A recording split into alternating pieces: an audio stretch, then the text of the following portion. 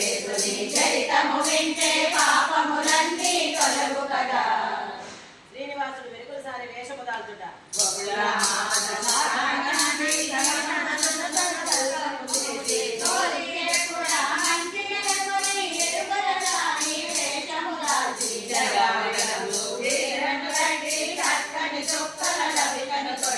నల్లని పొరులను కొప్పుల చుట్టి కొప్పు నిండా పూలను తురిమి ఎర్రని కుంకుమ ఒడ్డును పెట్టి నల్లని కాటుక పన్నుల తెచ్చి పచ్చబొట్టును చక్కగా పొడిచి పూతల దండను మెడలో దాల్చి రంగుల గాజులు చేతి తొడిగి కళ్ళు కాళ్ళకు పెట్టి వెదురు బొట్టను చంకన పెట్టి చిన్ని కర్రను చేతను పట్టి అద్దములో తన అందము చూసి ముసి ముసి నవ్వులు నవ్వులు కొడుతూ కోడికి నడుచు స్వామి రాజనగరము చేరెనుగా.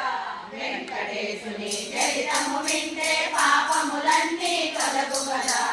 ఏడు కొండలు ఎక్కినంతనే మనసే పరవశముంది కదా. స్వామి చరితము వింటే పిల్లలు చేసుకుంటారన్నా వాళ్ళు ఎవరు కదా, నేనేం చేయను అంటది. అమ్మ నువ్వు కంగారు పడుకో, ఈ విపులమాత దగ్గర ఈయన పెరిగినప్పుడు పెళ్లి చేయలేదు. నేను నీకు పెళ్లి చేస్తాను, నువ్వు మళ్ళీ నా దగ్గర రమ్మంటే కలియుగంలో వచ్చాడు మీ దగ్గరికి. పెళ్లి కోసం ఇప్పుడు యశోద దగ్గర పెరిగాడు. అప్పుడు కళ్యాణం జరగకుండా మరి కంసులు నమ్ముతాడు, అక్కడికి వెళ్ళిపోయాడు కదా మధుర. అదే మధుర వెళ్ళిపోయాడు కదా, మధుర వెళ్ళిపోయిన వల్ల ఇంక ఈయన కావలేదు. కళ్యాణం చేయడం వల్ల ఇక అక్కడ ఉండిపోయాడు. ఆయన అక్కడ నుంచి ద్వారకా వెళ్ళిపోయాడు పెళ్లి చేసుకుని. అలాగైపోయింది మళ్ళీ తల్లి కల్లా.